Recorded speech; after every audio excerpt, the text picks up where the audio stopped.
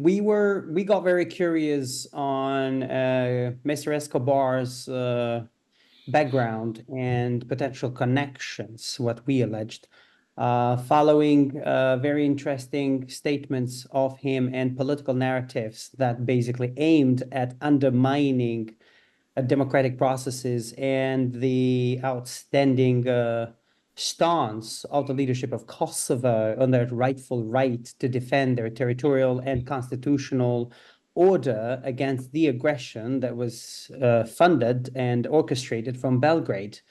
After seeing that Kosovo had its own right to defend itself, and although it was there very visible, Mister Escobar, also the EU envoy, Mister Lajčák, constantly asked Kosovo government, shockingly, to withdraw its law enforcement forces from its northern bank that were being aggressed by orchestrations that were coming from Belgrade.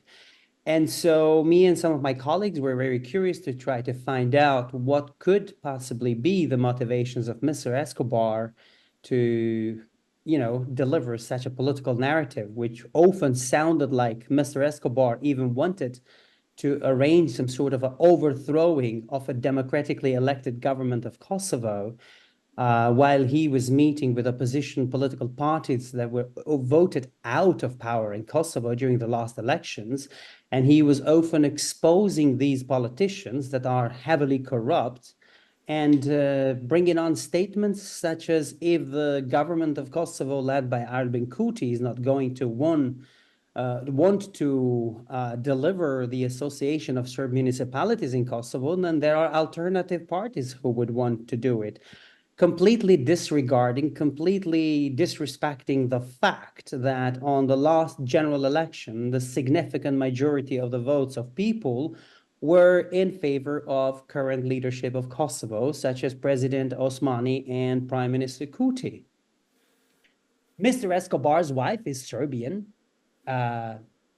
She's involved in all sorts of interesting Serbian activities that are in or another way funded by the Republic of Serbia.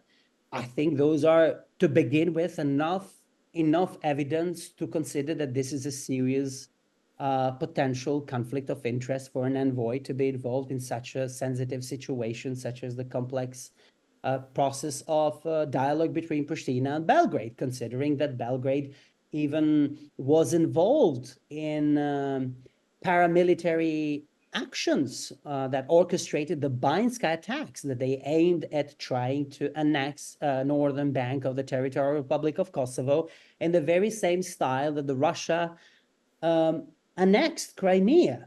Last September, you mean?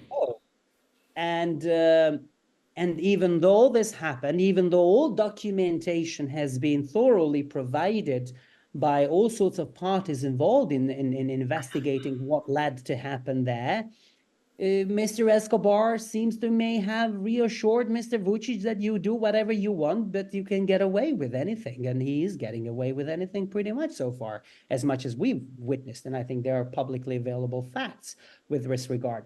Another interesting statement that I have paid very much attention from Mr. Escobar is just a few days before Banjska attacks, Mr. Escobar came to Kosovo and said, if I remember correctly, he said that if Kosovo is continuing to reject the creation of the Association of Serb Municipalities in Kosovo, there is going to be serious security problems.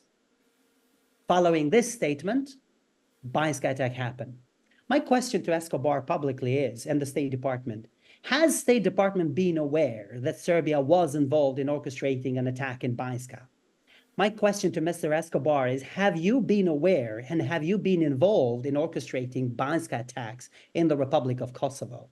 And he has to answer those questions not by attacking an independent journalist rightfully asking the right question, but by providing a thorough, elaborated answer to what motivated him and what led him to have decided to very frantically say that there is going to be serious security problems if Kosovo is going to refuse to form the Association of Serb Municipalities in Kosovo.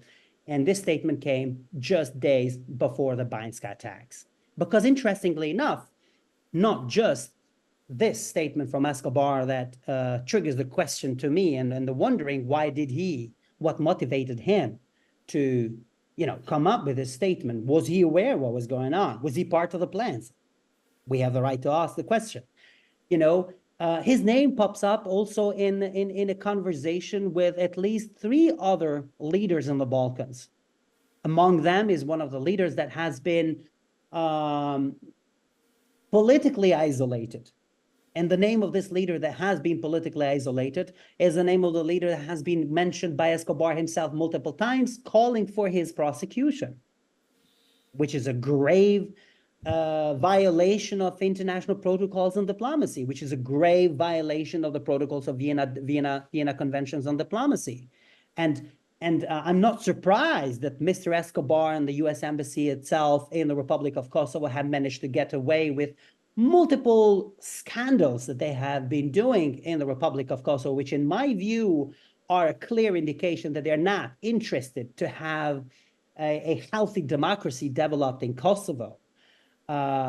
It's the fact that they managed to get away with it is that they have both a lot of friendly media coverage in Kosovo. I mean, would you believe a US ambassador invites chief editors and editors of Republic of Kosovo's media to have dinner with him and have work lunch and have an afternoon tea with him, which is ridiculous beyond belief. I have even come across the activities of the US ambassador to Kosovo, even distributing awards for journalists, an embassy distributing awards for journalists. What are you? Pulitzer Center on Crisis Report, Reporters Without Borders, Committee to Protect Journalists. These are practices that autocracies do, like Kremlin. I mean, we've seen Vladimir Putin have awarded 300 journalists in Russia for friendly and motherly support coverage of the Russian geopolitics. And my question is, why is Mr. Jeff Hovenier willingly so much to award journalists of Kosovo for their journalistic activity in Kosovo? I mean, what's his motivation? What's the catch? The answer seems to be pretty obvious so far.